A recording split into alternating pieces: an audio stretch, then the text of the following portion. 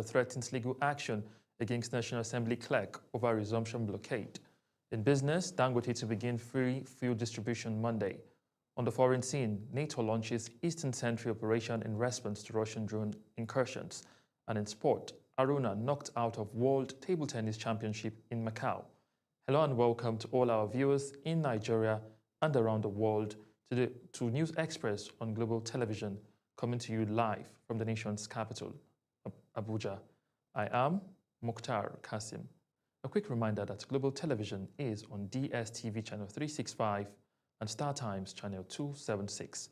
We begin from the National Assembly, where suspended Kogi Central Senator Natasha Akpoti-Uduaghan has threatened legal action against the clerk of the National Assembly, Kamaruddin Ogunlana, if she is prevented from resuming plenary on Monday. Natasha's threat was contained in a letter signed by her counsel, Michael Numa, SAN. She vowed to seek legal redress against any attempt by the National Assembly to disregard a court order regarding her resumption. The Federal Ministry of Education has called on all Nigerians to ensure school remains a safe environment where children can learn and teachers can teach without fear. The ministry made the call in a statement shared on its official Twitter handle to mark the International Day to Protect Education from Attacks. Permanent Secretary of the Ministry, Abel Eniton, represented by the Ministry's Director, Dr. Sahid Yusuf, emphasized in the statement that insecurity in school is unacceptable, saying every child deserves peace and teachers must work without fear. The recent announced secondary schools curriculum reforms has continued to generate mixed reactions. While some see it as a milestone for Nigerian education, others are raising concerns about its implementation. Global Television correspondent Priscilla Obasi took to the streets of Abuja to get the views of school owners and citizens.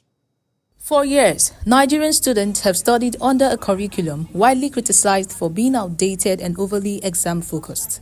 But from September 2025, the federal government says things will change. The new curriculum introduces artificial intelligence modules, robotics, cybersecurity basics, digital entrepreneurship, journalism, and advanced language studies. Officials say the goal is to prepare Nigerian students for the realities of the digital age. While some citizens welcome the reform as a bold and progressive step, others expressed concern over how it will be implemented, citing inadequate facilities, lack of digital infrastructure, and shortage of qualified teachers. It's even too late as I speak. It's a welcome development. This is 21st century. We are far lacking behind. What's the essence of introducing 20 textbooks, 15 textbooks you are reading without practical?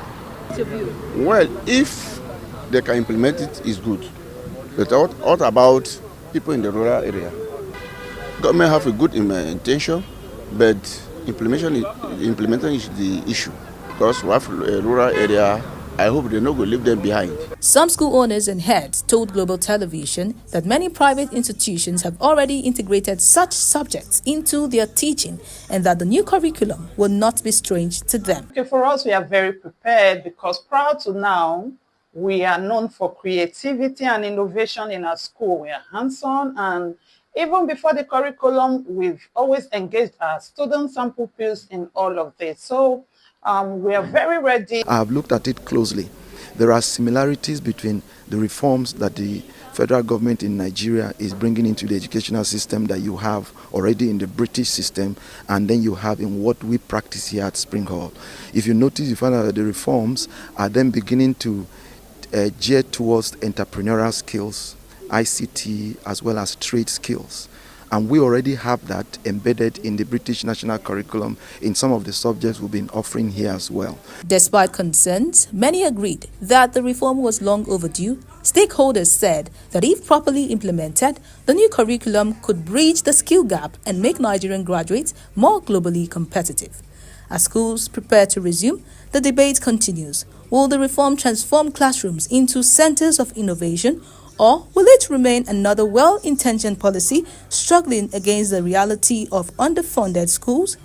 Priscilla Obasi, Global Television News. The federal government has disclosed plans to transform the nation's 417 grazing reserves into mini towns with stable power supply, education and healthcare facilities, markets, road networks, security, irrigation facilities, veterinary services, food production, among others. This was revealed by the Minister of Livestock Development, Idi Maiha, at a Memorandum of Understanding signing with the Rural Electrification Agency to provide solar-powered grids to the reserves upon their rehabilitation and resettlement.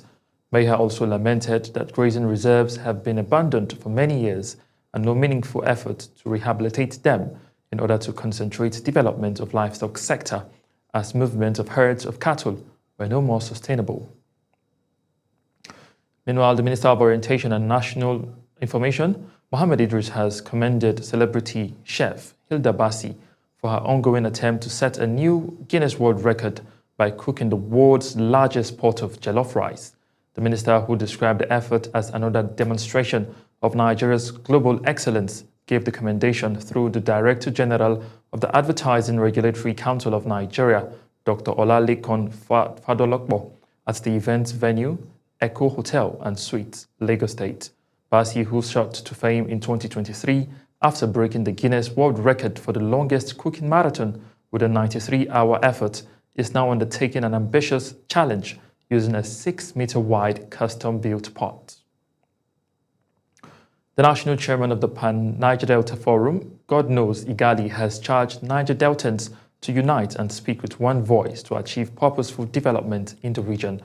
In a statement signed by the forum's National Publicity Secretary, Dr. Obuwave Ominimi, the chairman, disclosed plans to organize the Niger Delta Cultural Festival in Lagos State, where the body will showcase the unity of the people.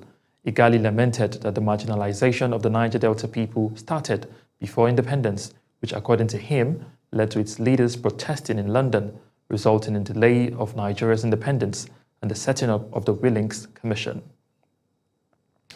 Heading to Rivers State, where the government has announced the commencement of transition from emergency rule to democratic governance.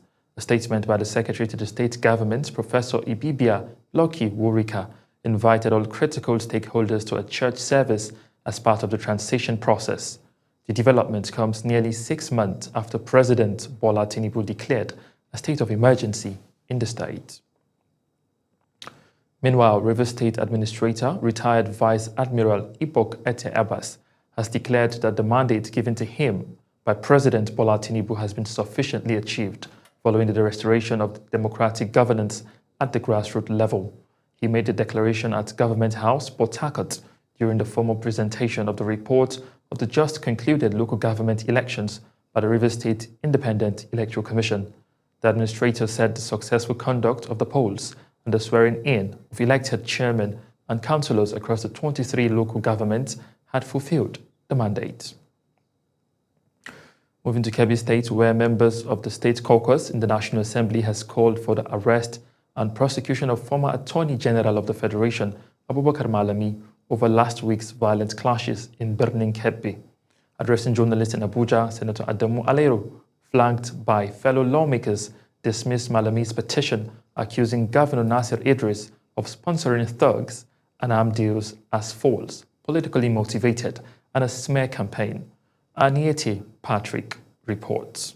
The lawmakers alleged instead that Malami hired thugs who attacked the APC state secretariat during his recent visit, sparking clashes that disrupted Kebbi's long-standing reputation for peace. They reaffirmed their support for Governor Idris, praising his administration's investment in security and insisting that Kebbi remains one of the most peaceful states in Nigeria. We wish to categorically state that these allegations are false, unfounded, and politically motivated. They represent a desperate attempt by Mr. Malami, now leader of an imaginary opposition party in Kebbi State, to undermine the peace, progress, and stability that our people currently enjoy under the leadership of Governor Nasir Idris. Senator Garuba Medoki added that we are provocative and campaigned like, challenging him to produce evidence of his allegations. He also commended President Bola Tinubu's ongoing fight against banditry, noting improved security in Kebbi communities. Challenge him to produce evidence to you that he said he has evidence. We challenge him to produce it that our party is importing weapons. We are not a dangerous people. We do not support any dangerous activity towards Nigeria. We do not support terrorism in whatever form and manner, and we are against it. We are going to fight it. The president has done so well in the fight of banditry today. The caucus urged security agencies to invite Malami to substantiate his claims and warned against allowing partisan theatrics to undermine national peace efforts. Anieti Patrick, reporting for Global TV.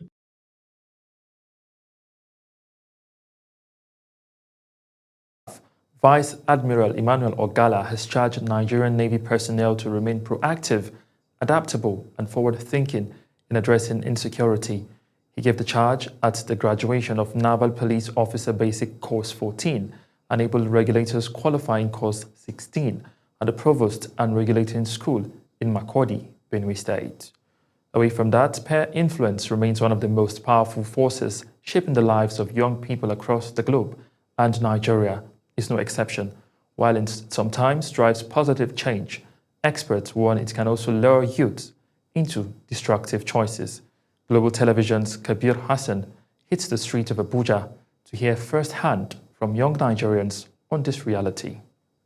For many youths, the desire to fit in is overwhelming. Psychologists says the strong need for acceptance often makes teenagers and young adults vulnerable to peer pressure, sometimes leading to negative behaviors such as drug abuse, cultism, and internet fraud. But not all influences are harmful.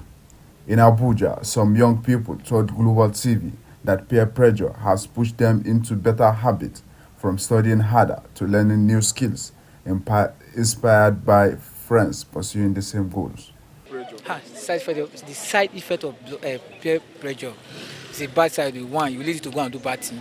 If you are not a patient type, you lead you to go and steal, you lead you to go and do something you never expected in your life. The best way to do is just to avoid. It does more harm than good. It really does more harm than good, because most of what these adolescents pick up quickly are the bad parts, like getting into drugs, smoking, and all of that.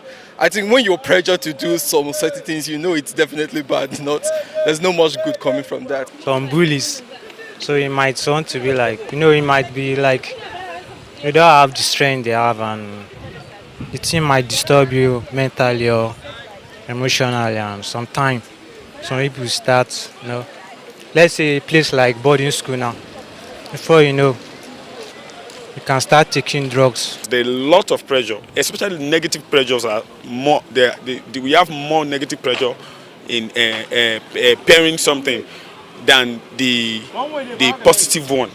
Still, stakeholders caution their guidance is key. School, families, and religious bodies are urged to step up efforts to help youths make wiser choices.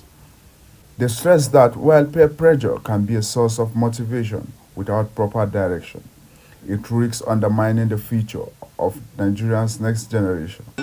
Take their time, make thorough research before they join one or two groups. You understand? Because I don't know, some people they don't know.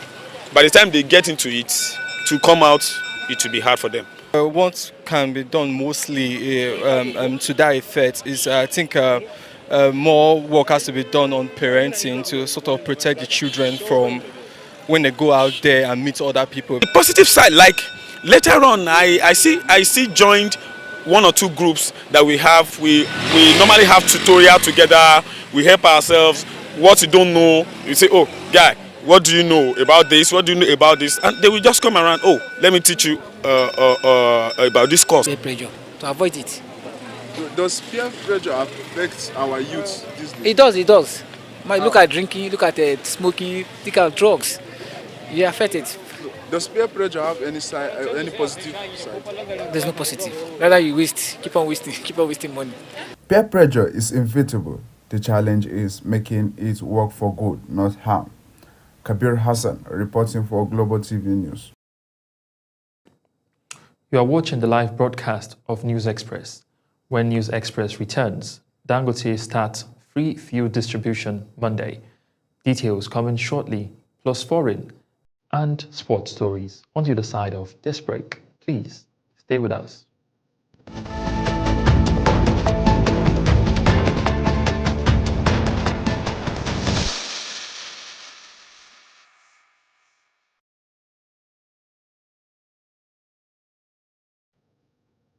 You're welcome back from that break, and if you're just tuning in, this is News Express on Global Television. And now to business news, where in the bustling market in Nigeria, especially in the western part of the country, the rich indigo hues of Adire, Nigeria's traditional tie and dye, flutter proudly in the wind. They are more than fabric. They are stories woven in colors, tradition, and identity. Global TV correspondent Sadiya Yakubu takes a look into this popular Yoruba attire. Tie and dye, known locally as Adire in Yoruba language, is one of Nigeria's oldest textile traditions, rooted in centuries of artistry. It involves the intricate process of folding, tying, stitching, or plaiting fabrics. The dyeing is with natural or synthetic colors, most famously the deep blue from local indigo leaves. Because I love it. It's actually a renewed fashion known by mostly the Yorubas. Historically worn by royalty and women of status, tie and dye fabrics today have made a modern comeback, seen on runways, in fashion boutiques, and on the streets, proudly worn by youth reclaiming cultural pride. Beyond fashion, tie and dye is a symbol of resilience. In a fast-changing world, this craft continues to empower communities, especially women, providing income and preserving heritage. Adire market is okay. It's moving well because of time. You know, this kind of Adire you see, you used to buy time. Like because of some guests are using it to sew trouser with it, use it with another color of follow at it. You understand? So they used to buy it. Today, young designers are blending old techniques with new trends, with mixing patterns, introducing bold colors, and experimenting with global styles. Workshops and cultural centers across Nigeria, and now teaching the younger generation this tireless skill. This time around, I'm seeing it, people wearing it. I think it's kind of different, and people were wearing different style of Adire. You understand? And again, when you have a very good tailor that can sew it for you, you understand? You are going to love it. From the Art and Culture Center in Abuja to Indigo Pits of Osogbo to the art schools of Lagos and other cities, producing Adire, the beauty of tie and dye lives on, not just in the colors and patterns, but in the cultural pride it inspires. In every swill and speech of color lies a story of identity, creativity, and Nigerian heritage. A reminder that even in modern times, our culture remains beautiful, dyed in tradition. Sadiya Yakubu reporting for Global Television. And now to continue business, the Dangote refinery will start the free fuel distribution scheme on Monday. The Dangote Group spokesman, Anthony Chejina, said in a statement that the scheme would start with the Southwest, the Federal Capital Territory, Abuja, Kwara, Delta, Rivers, and Edo State. Chejina noted that the refinery has also dropped petrol retail prices to 841 naira per litre in Lagos and the Southwest and 851 naira per litre in Abuja, Edo, Kwara, Rivers, and Delta State. Nigeria faces the threat of nationwide blackout as gas companies reduce their supply to power plants to an outstanding 5.6 trillion naira debt owed to power generation companies. The managing director / chief executive officer of the Association of Power Generating Companies, Dr. Joy Ogaji, confirmed the development in an interview, warning that the situation, if not addressed, could push Nigeria deeper into darkness. This warning came shortly after another national grid collapse threw the entire country into blackout earlier in the week. Although partial restoration has since brought back about 40,000 megawatts, many plants are still operating below capacity. Meanwhile, British International Investment, the United Kingdom Development Financial Institution, in partnership with the Odyssey, has launched a $7.5 million financing facility to accelerate the deployment of mini-grids across Nigeria. Speaking on the initiative, the Deputy Prime High Commissioner John Baxter says the investment reflects the United Kingdom's confidence in Nigeria's clean energy sector. The partners stated that the new funding will help developers scale up mini-grids projects, which are regarded as cost-effective solutions for electrifying off-grid areas, thereby fostering economic growth and improving livelihoods. This is because the facility is expected to expand access to clean and renewable energy to underserved communities, strengthen Nigeria's energy transition agenda, and support electrification of other houses. And now moving to the foreign scene, where Nigeria has joined 141 other countries to endorse New York Declaration on two-state solution between Israel and Palestine at the United Nations headquarters in New York. Applause rang out in the United Nations General Assembly Hall as countries endorsed the declaration on the peaceful settlement of the question of Palestine and the implementation of this two-state solution with Israel. The New York Declaration is the outcome of an international conference held in July at the United Nations headquarters organized by France and Saudi Arabia, which resumes later this month. Still on the international scene, the United States, Saudi Arabia, Egypt, and United Arab Emirates have put a formal proposal for a 3-month humanitarian truce in Sudan, followed by a permanent ceasefire. In a joint statement, foreign ministers of the 4 countries called for a 9-month transitional process following the truce to establish civilian-led governance. Sudan has been engulfed by civil war since April 2023, when tensions between the armed forces and the paramilitary rapid support forces erupted into open warfare. The Northern Atlantic Treaty Organization NATO Secretary General Mark Rutte says the body has launched an initiative to reinforce the defense of Europe's eastern flank after a Russian drone incursion into Polish airspace this week. Rutte said the Eastern Sanitary Operation will commence in the coming days and will involve assets from Denmark, France, and the United Kingdom, Germany, and others. And now talking sport, where Nigeria's Aruna Quadri has been knocked out of the World Table Tennis Championship Macau 2025 after losing 3-1 to Germany's Patrick França in the men's single round of 16. The world number 26 fell to defeat despite taking the third set, with França winning 11-8, 11-5, 11-13, 11-7 at the Infinity Arena. Aruna had produced one of his sharpest displays in months during Tuesday's first round, where he brushed aside China's Hong Yongxing in straight games 11-3, 11-8, 11-8.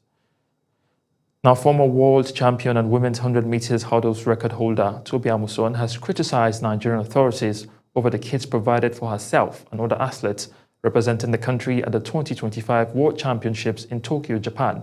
In a video she shared on her Snapchat, Amusan said unlike other countries that provide their contingent with kits in suitcases, the Nigerian government handed them their own kit in nylon bags with little or nothing significant in them. As Global TV News Express comes to an end, here is a recap of our top stories.